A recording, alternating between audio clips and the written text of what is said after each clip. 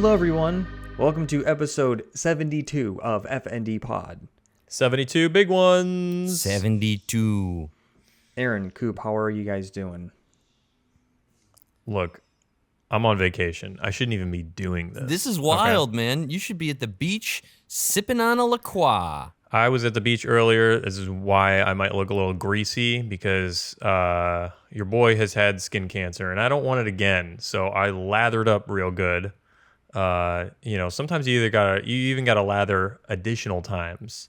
Yeah, because the water will sweep that away. And I just want to say that's a shocking piece of information to just casually toss out. Yeah, there. I think you're gonna have to expound on that a bit.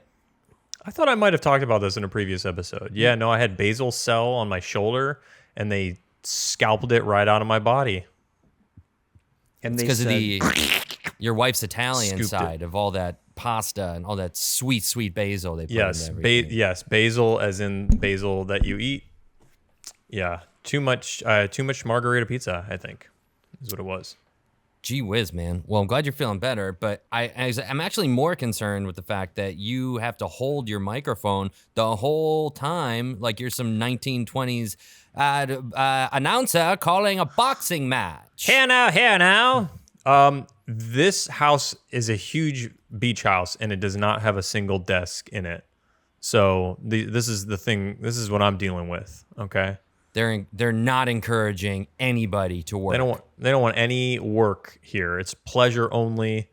But you guys, look, I lugged my whole setup. I took my whole podcasting setup in a bag, and I said, with kids, anybody who's got kids, when you travel with a lot of crap.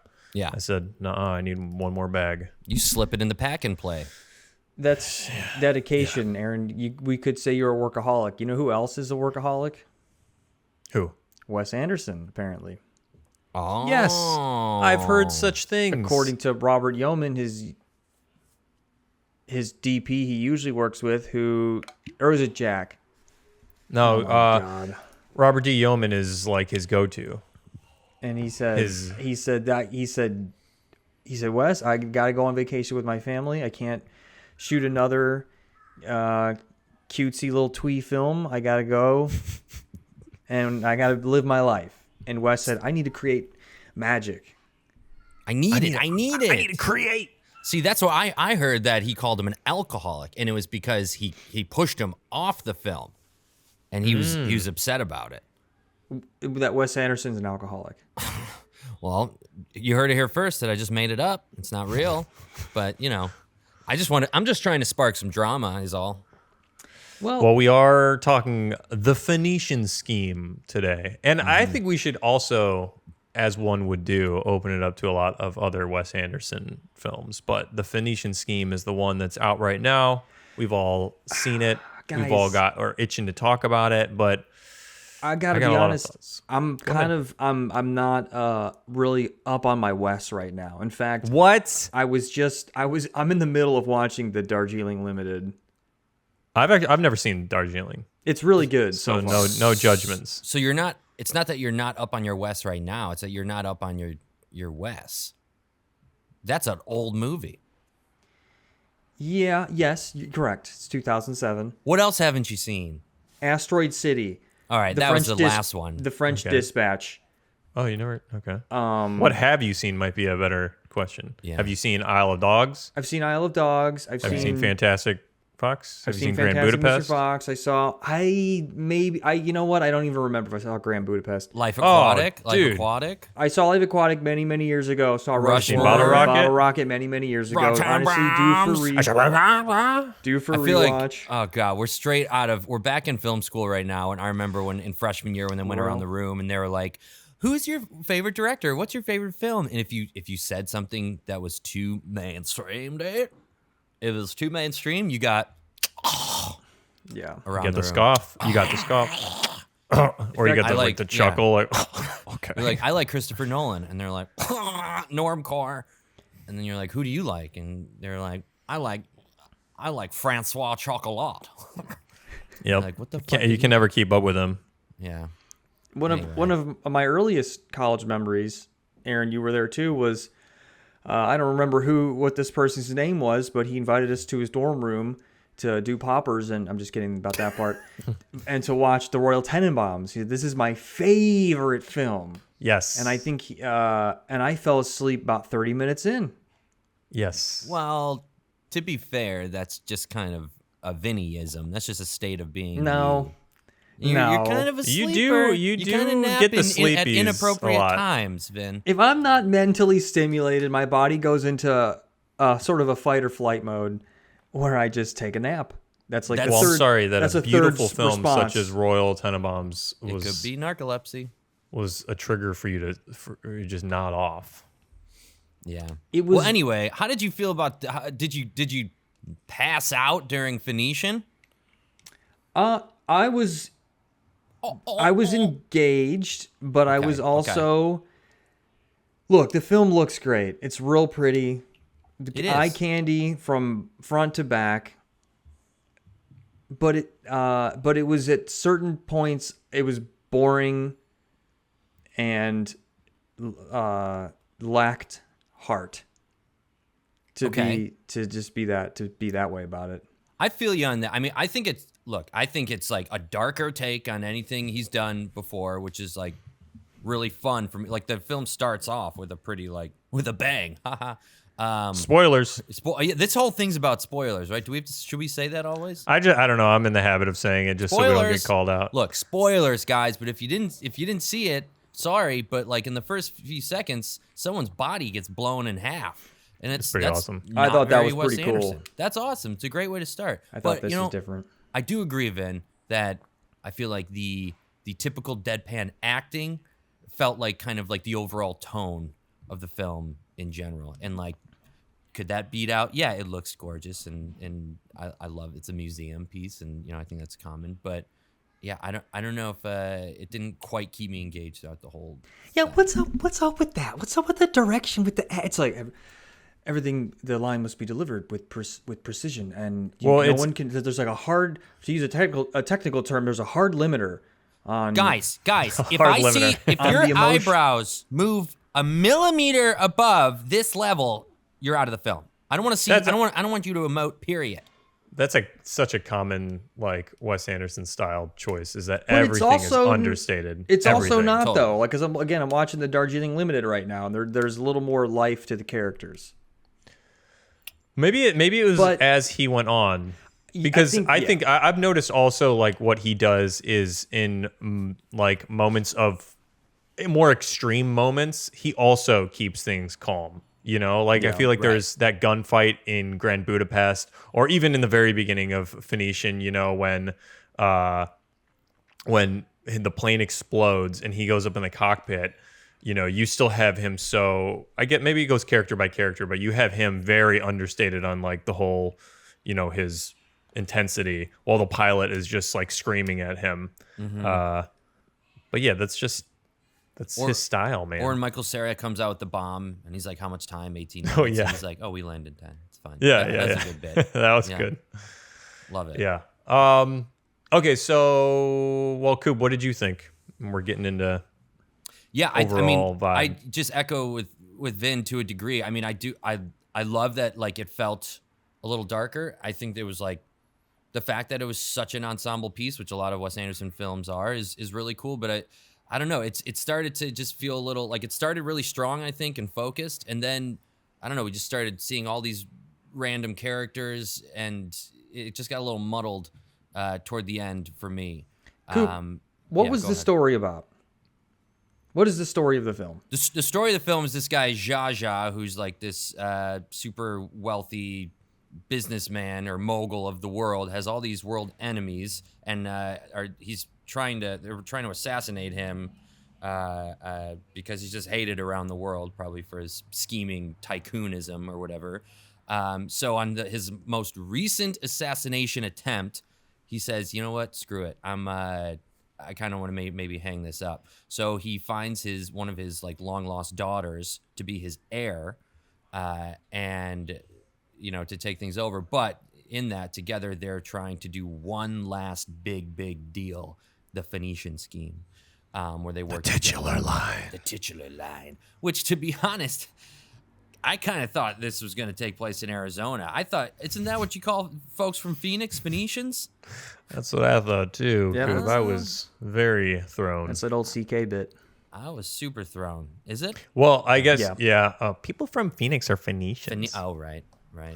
Yeah, I didn't realize until way too late that Phoenicia was actually like a country that Wes has created for this. Which I'm always a big fan of. It's like Libya, world right? building, and It's sort of like a Libyan country.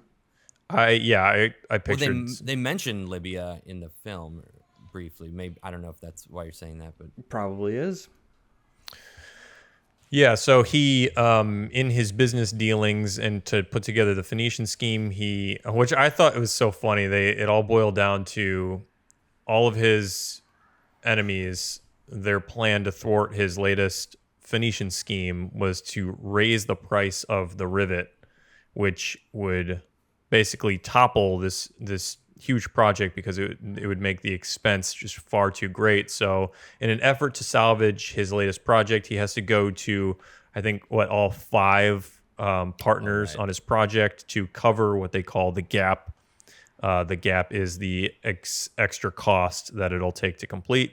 So the movie is a journey through meeting all of them to try and persuade each one of them to cover an extra cost, and the last one is his brother, which you find out is like his arch nemesis, played by Benedict Cumberbatch, which in a very hilarious wig. Dude, yeah, that I actually loved that part when they met at the end. I was like, he looks like demonic, Benedict Cumberbatch. And yeah, the eyebrows they put on him, I was like, oh shit, his piercing eyes, and his that fight was actually pretty funny, man. I really enjoyed that. Yeah, I did too. So my thoughts on it, I really enjoyed it. Nice. But lately it's been hard for me. Sometimes I watch movies. I know this is like so awful, but sometimes I can't watch movies all together in one sitting, and I have to break it up. Just if I don't have enough time at night, I'll watch like the first hour and then I'll watch the second like a day later. Mm-hmm. I would prefer to watch everything all the way through, but I'm like, like a little man, like a self-imposed intermission. What do you have, 3 kids? What do you got, responsibilities? That's so that's what I did with this one, but I loved it. Nice. I loved everything about it. I liked all the performances. Benicio del Toro plays Alzacorda to get into the cast a little bit. You've got, obviously ensemble, so you've got everybody in this. You've got Tom Hanks, Bryan Cranston. What's funny about Wes is he's one of those directors I think that nobody would want to say no to him. Like everybody wants to be in a Wes Anderson. He's just got like the pick of the litter. Like, I just want all these people, and I'll do a bit part in your film. Scarlett Johansson, he's reached that status. Riz Ahmed, who's like one of my favorites, and it was like really cool to see him in there. All those people you mentioned probably came. It was one day of shooting for them, right? Right. Like we'll get you in and out. Sweat. Yeah. Well, his crew, and from what I've read, he strikes me as like, yes, he's very precise in what he does, but also it's like so organized. I can't imagine you're working on a Wes Anderson set and things are just like up in the air and it's all poorly scheduled. He seems like a very get it done. Like you had mentioned in the beginning, Vin, his DP is like he's just a workhorse. He's turned from one project to the next into like Mecha Wes. He's become a machine, and the obvious criticism is that he's parodying himself at this point. To the point. Did you guys feel that? No soul anymore. Did you feel at all at any points where you're just like, this is too Wes for Wes? I went into it thinking I was going to feel that way. I'm rolling my eyes before I even played the movie. But then as soon as it started, I am a sucker for his neat little diorama framing and the symmetry and the precision, even though that in the performances was a criticism I have. For everything else, I love it. I think it's great. Yeah, for whatever reason, I didn't think he out West himself in this either. I don't know. It felt right. Maybe for me, the signal of we're out Westing ourselves is when exposition happens with a long pointy stick pointing to a diorama or something. Maybe that's to me quintessential. We're out westing ourselves, but we still got a good sense of diorama with with the Phoenician Scheme plans at the end, like the not to scale model. That was so cool. Yeah, he seems. I think that from Grand Budapest. I mean, I'm sure he's done it on plenty of stuff, but Grand Budapest. Actually like these miniatures, or I think they call them bigatures, where they're like, to shoot, they're not actually like huge, but they're very finely detailed models that they use for, I think Asteroid City, they also did like a small train car for the beginning scene where it's like opening of the movie and it's on like a train track through the desert. That was all like a miniature train. So he has a lot of fun with that. And then like you said, Coop, that ending was great. Dude, so cool. It reminds me of like back in like the Jack Nicholson Joker, like the Keaton Batmans. There was so like Gotham City was just a huge bigature or miniature, and like I don't know. Can't yeah, it's it's probably the harder way to do things, but it's just so enjoyable. Yeah, it just makes such a difference. Like, for instance, the recent Blade Runner 2049, I know they did a lot of the city with like bigatures, and it just has got that like that visceral, like you could just reach out and touch it, and it's just so cool. I am curious. I hope it's not like a dying art in film, because it is just so awesome when they use them. I do wonder if you were to have, I'm sure there probably is a YouTube video somewhere that shows this, a shot of a bigature with a computer rendered version of it, and if there actually is if you can tell, like, really. Oh, like you're saying, like, is all the money and effort they put into it, is it really that much more spectacular on screen? You could probably argue that with practical effects, though, right? There's just an element that you're going to get with practical that I think that the comparison to is off. Like, to me, if you're judging makeup CGI versus practical makeup, I think in some instances, like, practical makeup doesn't look as good, but the value good is not what you're after. It's like within the scene, if that makes sense, like I want it to feel like it's there more so, like even with our film. Okay, when we do Meat Man, I think the point of the practical effects to me is that like you're watching it thinking like, oh man, like how did they do that within the scene? Like how did they make that work? Rather than like, oh man, that's an awesome CGI effect, but people know it's done on the computer. Like I would rather almost it looked not as believable, but like in an entertaining way, like, oh, how did they pull that off practically? Yeah, over CGI? I'm with you with. I guess I was thinking very specifically to the like a model set. The models, yeah.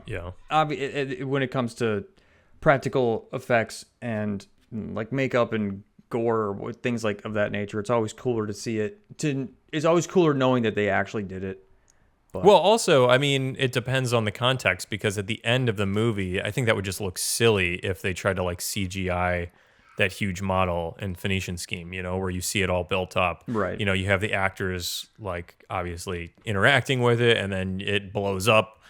It's just better to have it within the scene in that context. Mm-hmm. A little bit of clunk, I think. Elegant clunk in Wes Anderson films is really great. Mm-hmm. One of the coolest effects, and I'm like looking at it now. I wish I looked a little bit more into how they did this. I don't know if you guys checked it out, but the quicksand scene when they dive into the like that looked awesome. I was thinking about it, and I was like, did they comp in like a separate like quicksand thing over, like maybe they were just jumping into water and then they comped it? Like I couldn't figure it out. Maybe there's like a bunch. Michael Cera apparently talks about it. I'm like tempted to click on it but I don't want to do that while we're talking. But it's a stunt of sorts. So I don't know. I imagine they tried to get pretty practical with it as best they could. That too. I don't know for you guys. That felt like a direct homage to The Princess Bride. Yeah. I didn't even connect it until now. Yes. I think there were a few things that felt like direct nods from some films. There's when he kind of goes into like the purgatory or the afterlife. We keep cutting back and forth there. it felt a little Seventh Seal-y, like Bergman throughout. And then there's a scene where he's got like a big deer on his shoulders and he chucks it on the table like as an offering or whatever. And that's straight out of Adventures of Robin Hood from like Errol Flynn from like the 30s or whatever. And that, really cool, like just homages, I think, throughout. I watched one interview with him and he mentioned that the black and white scenes, there was a director, Louis Buñuel, who did nothing that most people probably ever heard of. I haven't heard of most of them, but one of them he mentioned was a short film called Simon of the Desert, and that's where he pulled a lot of like the dream sequence aspects from that film. That film is about Simon stylites. They were a monk or like hermits that would stand on top of pillars in the desert and give their life to God. And that film is about this guy. And I love those sequences. Black and white and dreamy. Yeah, those sequences were so cool, and I loved like the music, like the kind of like reoccurring kind of, I don't even know what you call like mnemonic there. The motifs there, was really cool. I think the message overall resonated really well with me, and it took kind of a second viewing for me to really connect it. But this idea that, you know, Zaza is like rich in material things in life, but his life is just full of chaos and, you know, near-death experiences, and it's not until he reconnects with his daughter and inevitably all of his sons that, you know, he settles for cooking in the kitchen, which was like his passion growing up. And so after he's poured everything into the scheme, he's basically dead broke, but he seems happy and at peace at the end, which was like, I don't know, really, really moved me. I thought it was like really well done. What's interesting about Benicio del Toro's performance, though, is that the character seems the same throughout. It is only in the circumstances around him. Does that make sense? Like his performance, and this goes back to a thought about just the performance, is that there was nothing like it seems like it's the same character throughout the whole film. But don't you think, like, in a Wes Anderson film, though, like, if tonally the acting is going to be consistently deadpan throughout, then you kind of have to take the actions as their growth. More than their emotion and performance. Yeah, I agree. Yeah, because you're not seeing some like moving speech where he totally breaks from like his understated, you know, character style like in the beginning. You know, but you are seeing. Yeah, I don't necessarily see it as like a bad thing. It's just interesting that the way he operates, the way he tells a story, and the way the character grows, is that he can, in a way, show growth while, it's purely through like the character's actions. Like, there's no, like you said, Coop, there's no like monologue where, I've found the error of my ways. I did want to bring up my absolute favorite character and thing about this film, which was totally unexpected for me, which is Michael Cera. So freaking good. That was great. How has he not been in a Wes Anderson film until now? That as well. It's just like he fits so perfectly, but also, in my opinion, having the hardest role, which is to play this like two-faced character, you know, this undercover character, and everything about him I thought was written and performed so well. Like, to see it on screen and be like, oh, that's totally Michael Cera, but then to see him do this like totally oddball Bjorn character that we haven't seen before, and then switch halfway through to an even hilarious different, very suave suave like CIA fighter or whatever, undercover fighter that he was, is just, it worked for me so well. And I think it's always like, what's nice to me is seeing somebody that hasn't been incorporated into Wes Anderson films and then seeing how they do it. And I just thought he was it would blow my mind if he was not worked into more every films single in Wes's one. future. Yeah. I feel like they were like, you know what if we didn't have Jason Schwartzman in one of them? Then we'll throw Michael Cera in that role. Great. He crushed it. My favorite scene was his transformation, where he says like, I'm not much different from how you see me now. And Yeah. he goes, and it's the exact He's like, opposite character. Stands away. And then I love how they even keep his name Bjorn, and he like shows them what his real name is on his passport, but the camera you can't see it. Yeah, that's so good. That's awesome. Oh, Yeah, yeah, he was great. yeah, he was good. I like Benicio del Toro. I'm trying to think of it. I mean, everybody was in it. Wasn't even Willem Dafoe shows up too, right? He's in the purgatory or He's in that. Yeah. Yeah. Which Cast is as the basically knave. I think it's the same universe as the Lighthouse, I think. Yeah, they just brought him in. Yeah, exactly. Same thing that like Bill Murray had Bill a Murray very as quick God, bit right? As God, yeah. Which makes total sense. I just saw an interview with him, and they were like, "What do you got going on?" He's like, "I was in this thing with Wes, the Phoenician something. I don't know. Sorry." He's like, "I can't remember." He doesn't remember anyone's name he was acting with. Yeah, Or who he didn't know who else was in it. But he's like, God, he's got to be almost 90. I mean, he's in his 80s, right? But he looked great in that too. Yeah. I mean, maybe it was hair and makeup, but like, I remember thinking like, oh, Bill Murray does not seem like he ages. Maybe he was actually that was a bigature actually. Bill Murray. Yes. Yeah. Bigature Bill. There's a few. Who else? Who played God in Morgan Freeman?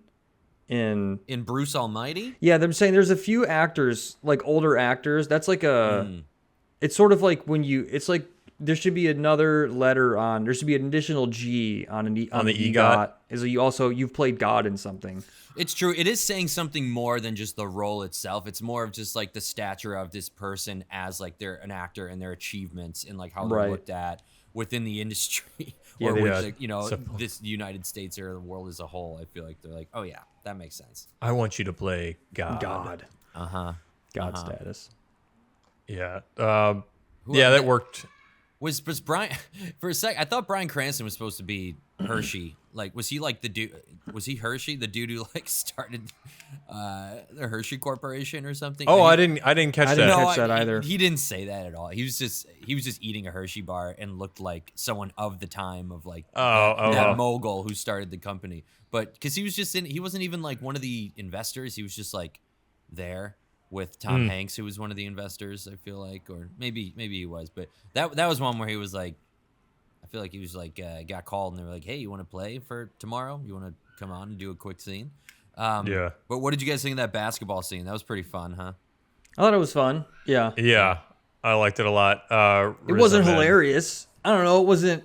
I don't know. It wasn't. I feel like I need to like throw a stronger opinion in here because I don't know. It was whatever. I think it was honestly I could have pissed on it. It was like one of the dumbest scenes in cinema. It's ever cinema before. You know, it did make me piss my pants. So I wanted to shit in laughter, dude. I wanted to soil my seat. I read a couple Letterboxd reviews and people said I was crying laughing. I wasn't. I was. My eyes were crying dry. laughing at that scene or just the film in general. That scene. Laugh out loud. It wasn't laugh out loud funny, okay? It was I will say too, that was like a pretty big highlight of the trailer. So it's not like it was an unexpected like treat to like watch that scene in the movie. It was like, oh, I'm looking forward to that quick scene. I was more impressed with just set decoration. That's almost the curse of Wes Anderson films, is that you're so taken out of the story just because of all the beautiful visuals. I'm just like looking around thinking like, damn, where did they shoot this underground tunnel thing? Like, this is really cool, these train cars. And then I'm like, oh wait, I missed 5 minutes of dialogue because I was zoning out. Well, also you might miss 5 minutes of dialogue because the thing is wall to wall talking. There's almost no. I don't know. Did you guys have to rewind to like catch something Well, that's what said? I mean. That's what I mean. Is the dialogue is fast, often understated, not much emphasis, and it's packed. So yeah, it's like, hey, what's drawing your attention the most? So I was thinking about that. Wes Anderson's dialogue is like if Aaron Sorkin was a born again Christian. A born again Christian. Yeah, it's like there's like a sweet politeness about it. There's like nothing. There's nothing threatening about it. It's devoid of. There's no edge. Like it's got the same intensity, but there's no edge. Yeah. There's no sweet. like. And it seems like someone who's a born again Christian is like they're like, this is a nice person. I will say that Wes definitely uses his swear words very sparingly, and when they do, it's with emphasis, which I can appreciate. But also, you're not going to say that Wes is like trying to emulate like real life interactions or dialogue. It all exists within the Wesiverse. Is that what we're calling this? The Anderson Anderverse? Anderson West- Town. Really quick, let's Anderson Town? before we figure that out, I'm gonna take a moment to say, hey, go and subscribe if you're just now coming across this podcast and you've not turned it off. We also have a Discord link below. Join the community. We can discuss films there. We'll ask what you think, and we can talk about what you think too. And you can figure out what we're gonna watch next. What else? We're giving away free T-shirts, right? No, we're not. No. Oh, okay. Not yet, but not maybe in yet. the future. Sorry. And also, right now, I'm going to put the ad break. Oh, we are sponsored by. And by now, we're back. And we're back. Wow. So, okay, cool. Okay, so Great we're in sponsor. the West The Wesiverse. Westiverse. Do you guys Coop feel doesn't like, like it. Coop doesn't. you don't like it? I don't have anything better. Yeah, I me don't have neither. anything better. I don't have anything better either. I don't like it. Yeah, it's great. You guys, Fine. did you know that Zsa Zsa Corda was based on Wes Anderson's father-in-law, Fouad Malouf, a businessman who would actually keep his business plans in shoeboxes? Really? That's a real thing. And I know when you're watching the film, you're thinking, look at this cutesy fucking little thing Wes Anderson thought of. Oh, cutesy thing in shoebox. It's so fucking cute and symmetrical. That was real. A real man did that. It didn't register to me at all odd, honestly, until you just brought it up. You didn't find that as odd. You didn't find that as cutesy little. I didn't really think about it because, sometimes it's hard for me to parse, like, what is a typical thing that you would do in real life versus, like, this is something that's super, bizarre and just interesting because of the character for a Wes Anderson film. So I did not even connect that. The level of normalcy is much different. The bar is in a different place in a Wes Anderson movie. So right when like the first you see the title or the first shot, like immediately you're accepting of whatever is going to be on screen as normal. I feel Yeah, I'm just kind of like, all right, dude, take me on this roller coaster. I'm not going to question any of it. Yeah, I was thinking about it. This film, I won't say, because his films do, while they seem to be progressing towards this style and tone, but not all of them are like that. This film, it felt like it was like a children's book, and I don't mean that to be reductive. I just meant like, I guess the tone of it. It just felt like I don't know, like a book for like 12-year-olds to like it's. And I'm trying. What I'm getting at is, did you guys feel like this film was grounded in a reality? Because the way the characters act, the story as a whole. I mean, because a lot of it's made up anyway. There was like something like not relatable about it at all. Which part of me was like, part of me didn't really care about the story, and to like say a little more, I wanted like this film was like, oh, I should be able to like to escape in this film. His film should be like a form of escapism, but it's also about a business tycoon. It's about a capitalist, and like the world is falling apart right now. So it's like, is this satirizing? Is this like a proper critique of anything happening in the real world? Am I supposed to escape in this? I just kind of like couldn't. While it was fun to watch, I was like, I don't really give a shit about anything that's happening on screen.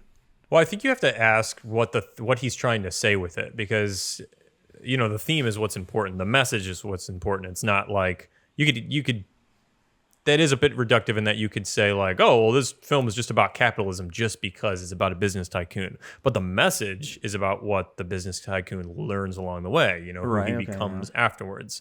So, if you actually open up your eyes and see the film, Vinny, and stop looking at it and stop falling asleep during it, you might learn a thing or two. This is called cinema. It's called cinema here. Okay, pal? I do, though. It is interesting, Vin, because I do like looking at it from that lens a little bit, where it's like, it is kind of funny to think about.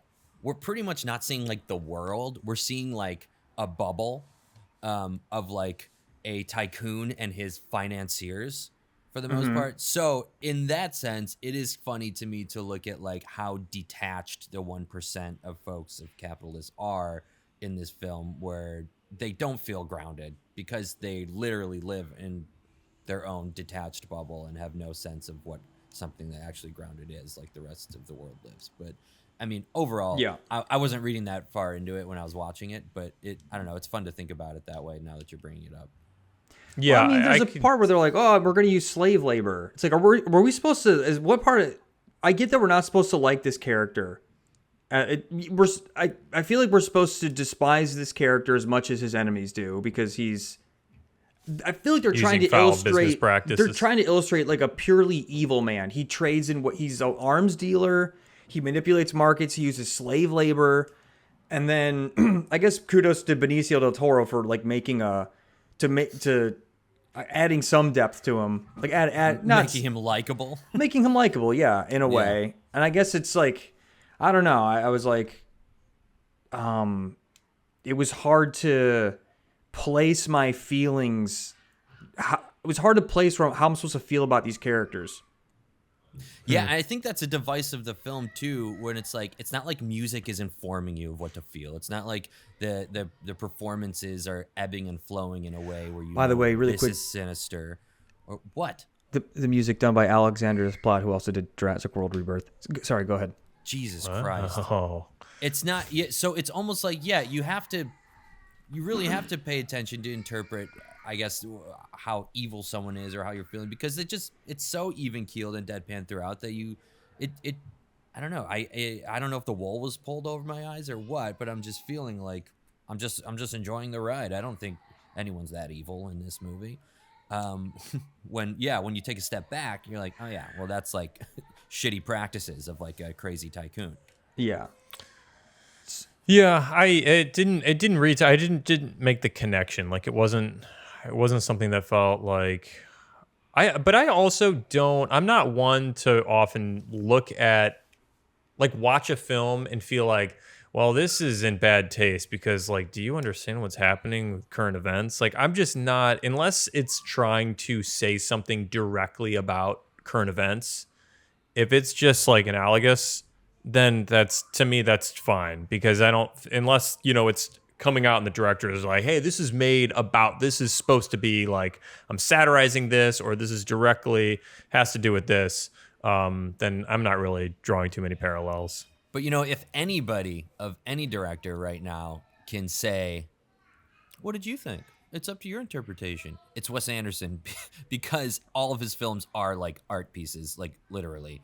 So I don't know. There is a level of interpretation that you can take, and I feel like the deadpan even keel aspect doesn't force you to think one thing or the other. It almost like gives it more of a platform to like have so many different opinions about exactly what's going on. I guess sure, and I guess this makes me like it more now. I don't know. Does it? Maybe you need to have a second watch. I think I do, because maybe don't snooze this time. Yeah, maybe don't fall asleep, dude. If I was going to watch it a second time, I should have watched it before we recorded so I could, maybe incorporate my thoughts into the podcast. And now it would just be, what's the point? So I can grow opinions on my own without anyone there to see them. Yuck. What's the point in that? Yuck.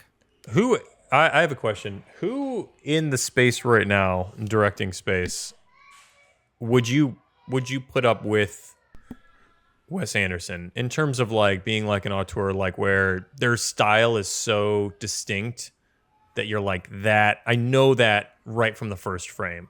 Because I think that's like a really amazing calling card that he has, that he has crafted such a visual style with his work that not a lot of directors achieve, despite if they're like amazing films.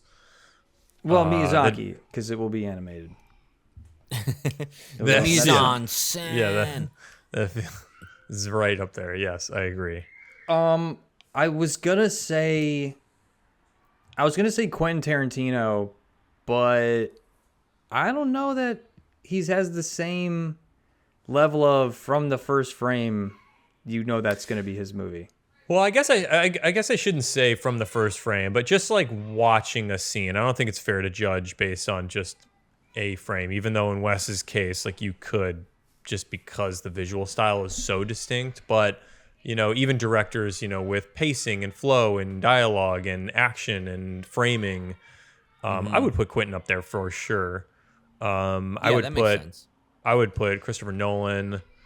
Even Spielberg, like, I mean, there's a reason why people say it's Spielbergian, like certain moments, like when he has like an ensemble on screen together, like the amount of like kind of long one take shots where like the camera's following the action along. There's 15 kids on screen. Yeah, 15 kids on screen, and it's grounded whimsy like in those sort of, you know, films. But I don't know, he's sometimes you can just tell like, oh, that's no one else could do that but him. Yeah. Gaspar Noé, I would say. I see, you know, bro, I'm not even, you're putting, all right, I'm feeling put on blast because I'm not, my gap, Greta Gerwig? my gap in knowledge of directors and their styles is on display, and I feel embarrassed. Don't answer it then. I'm over here. Well, but what am I going to sit here with my thumb up my ass? What about Darnowski? Darnowski's got some very... Now, I agree. Now we're throwing too many names out there for it to mean anything. Well, I still say there can only be one auteur. There going to be 4 Max in There it. could be 4 Max. For a 10-year span. There could be 4 auteurs. No Brits can be Superman, even though Henry Cavill's British. There can be... Oh, yeah, educated on that. Big oversight. I know, I get it, yeah. Sorry, call back. If you don't understand that bit, you're going to have to go back and watch our Superman podcast. Well, none of you guys, neither of you said anything that last episode anyway, so... I totally spaced on that. We only talked about other Brit superheroes, and you brought it to Superman. You're right. We overlooked it. Very right. Look, frankly, I've been really bad about watching films in the past. Like, I'd say the past, 5 years, I've been really bad about... Jesus Christ, my camera's shaking a lot. I've been really bad about watching films. I'm compared to your average film watcher, I feel like I'm behind. Well, for a bachelor man in LA, in Los Angeles, with no children. Yeah, no kids. You would think you got a cat, but you know. You would think I've seen more films, but frankly, I just feel like I haven't. Get that AMC pass. Vinny, I know you, and you will not let that go to waste if you're like, I'm spending money on this. Like, I got to check out this movie. What's the current cost of the AMC pass? It's $25 a month. 25. Is it like Movie Pass where it's unlimited? I think it's 3 a week. Like truly unlimited? Oh, it's 3 a week. Who the hell has seen 3 movies a week? I mean, dude, when Movie Pass was out, man, people were going like every day. There is a theater though. I tell you guys, there's a theater I found in Pasadena that has $6 matinees, which I think is so good because that around me is considered like a great deal. So if you can find that in California, then hell yeah. Can you recline in the seats or? No, you're not getting. Yeah, they're probably not. You're not. In fact, there's coils. And they say you can have this seat, which is all metal springs. You can hear for free if you want. And then there's an Acme seat where the coil comes out mid screen. Is that the theater that also spits in your popcorn before they give it to you? They do, yeah. And then at a certain point, they begin to pay you to show up. Oh, okay. And then there's actually people watching you suffer through a horrible experience because they're paying to watch you be humiliated while you watch the film. I've bought one of those tickets before. Yeah, sort of like a Squid Game type of. Yep. Is that the one too? Every time you eat, you chew a piece of popcorn, they hire someone to turn around and shh.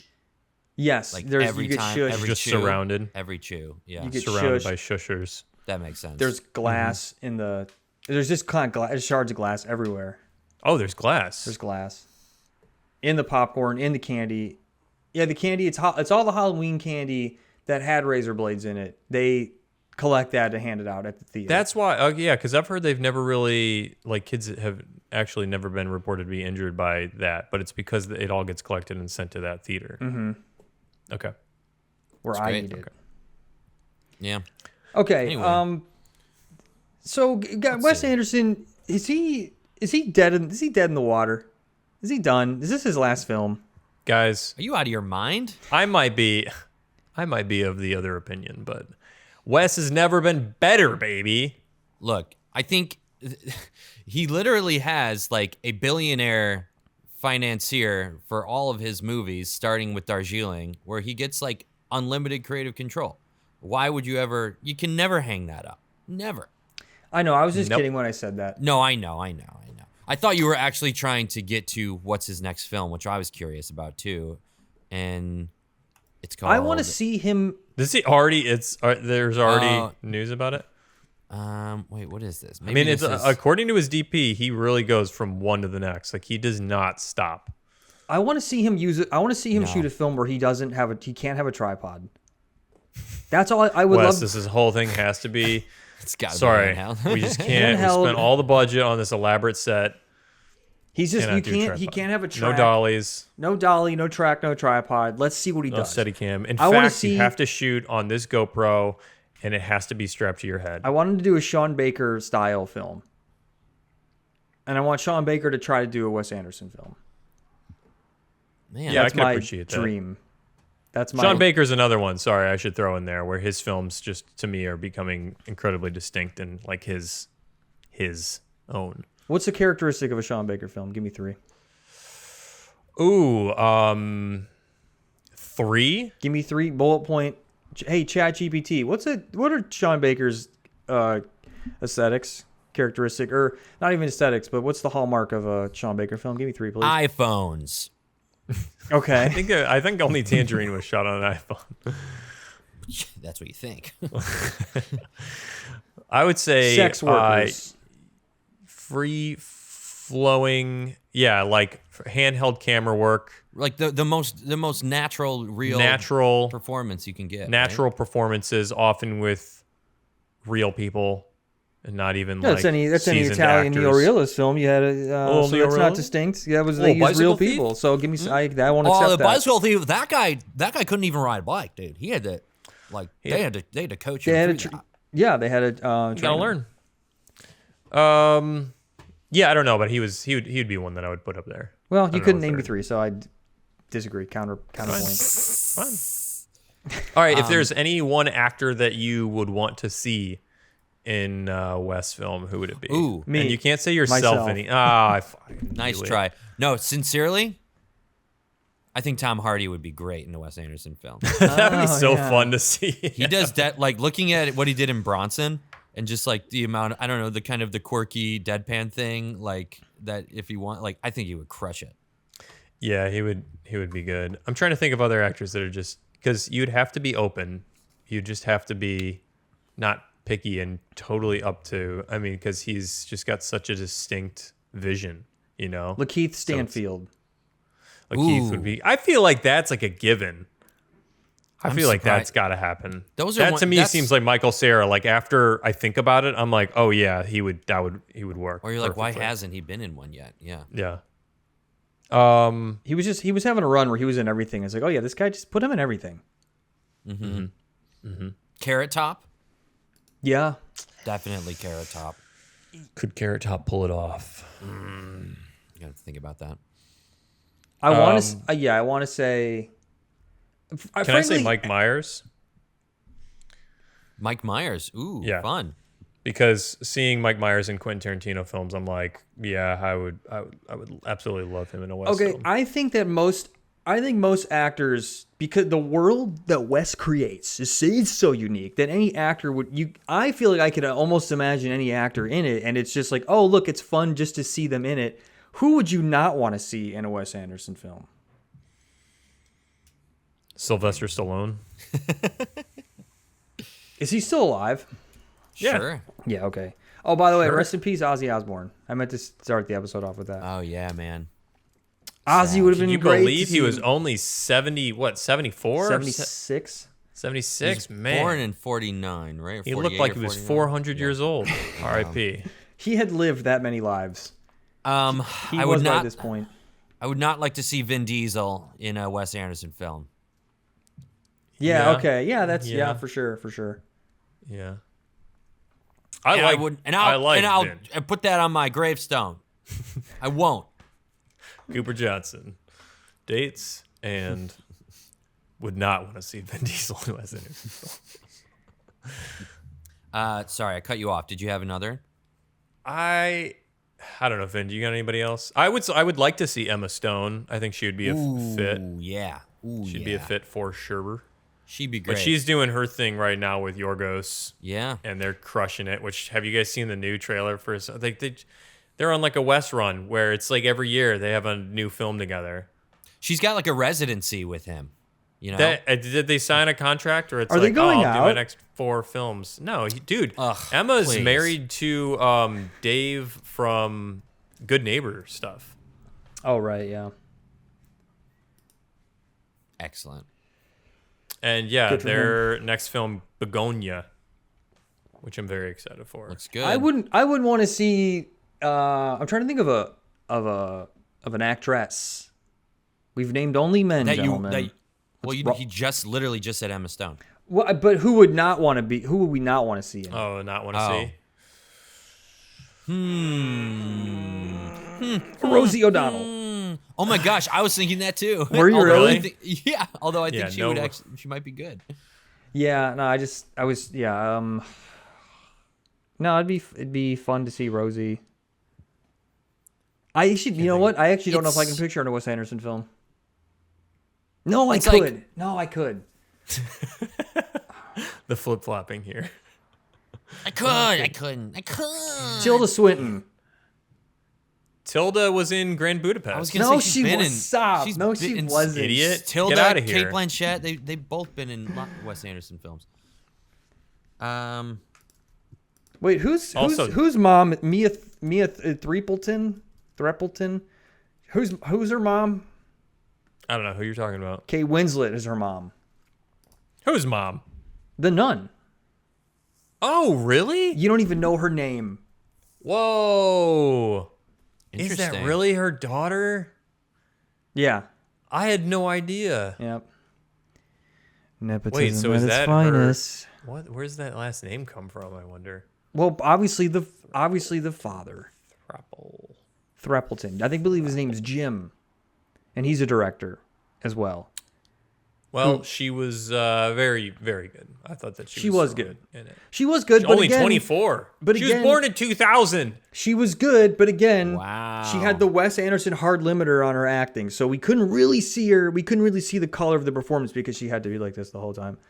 You're drunk on 3 beers. My father, I hate you. Did you kill my mother? I love you now. You're a changed man.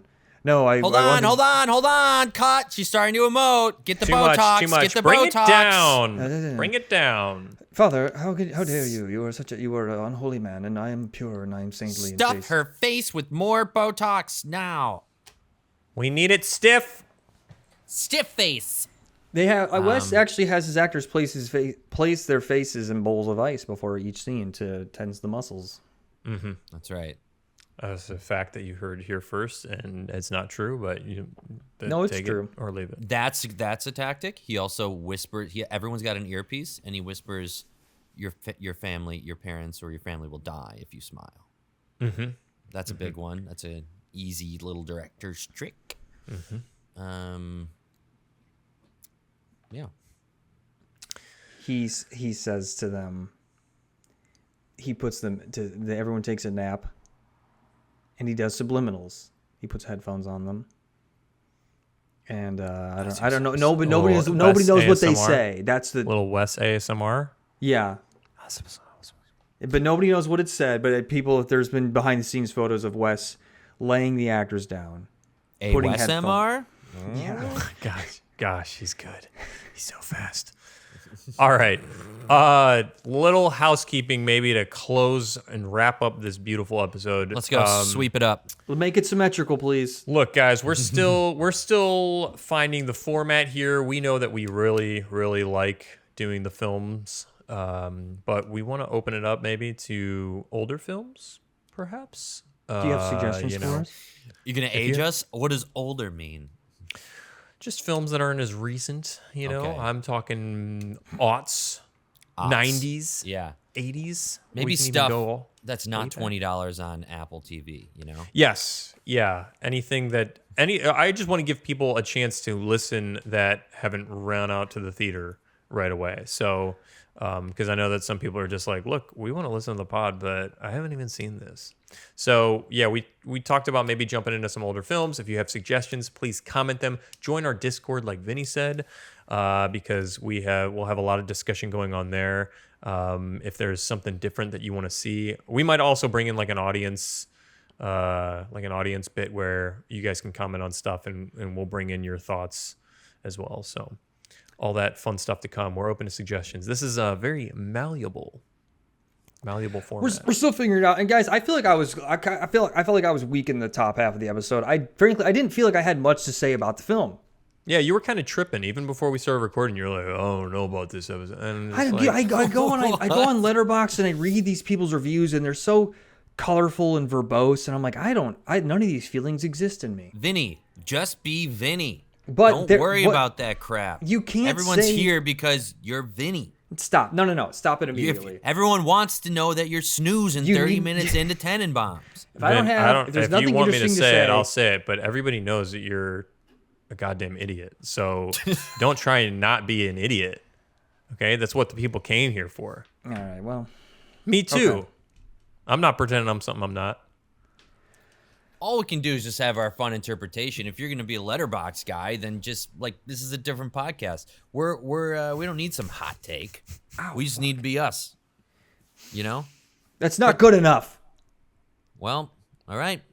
That's what my father, and that's my father from years back echoing through me. Okay, God sorry. Damn it, I'm Vince. I'm sorry. He's here right now. Not good enough, Vince. Not good enough, Vince. Just kidding. He wasn't really like that.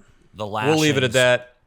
This has been 72 big ones, y'all. We'll figure out. We don't know exactly what the next episode is going to be, but yeah, we don't know what film we're watching next. We'll figure it out, and hope you enjoyed. And subscribe, like, comment, smash that like, 5-star it. Really quick. Well, we only have 3 minutes left on the call. I thought of a new fun rating system for films. Yes. Oh yeah. We never give ratings. Should we rate them? Yeah, but let's try this rating system. How many times did you look at your phone? 0 being the best, 5+ being the worst. I don't know because I wasn't paying attention. Oh my God. How many phone glances? We should just do it out of 5 stars because I'm gonna try and I need to rate my films on Letterboxd still, and I would just like to keep it the same. I think I gave this one. I think I gave it a 4, 3.5. I gave this one a 3.5. Yeah, this seems like your review today seems like a 3.5, maybe a 3. It's a 3.5 for me. Are you sure? It's a 3.5. Yeah, I'm sure it's 3.5. Coop. 3.6. Playing prices right. I'm gonna go 3.5, 4, somewhere in between, maybe 3.75. There you go. Yeah. And that is about the general consensus on Letterboxd, you guys. That's about. Get out of here. By the way, the phone thing. Come on, what world do we live in that we're at least most people aren't glancing at their phone? That's why at Netflix you put a movie out and they're like, "What's our 2-screen like attention span here? Like, can we watch? Can we watch with a phone and still understand what's going on?" Right. It's important. I'm not going to gripe about anybody doing it at their home theater, but if you're acting like it's normal to be picking up your phone 10 times at the movie theater, you better be activate that jettison seat and you're out. Tripping. My theater will have ejector seats. You ready for the Frank shush? Dude, Coming your way. I will shush. He'll chicken jockey your ass. I will. All right, everyone. Okay, y'all. Swing it's been a you pleasure. later. Swing you later. Bye. Bye.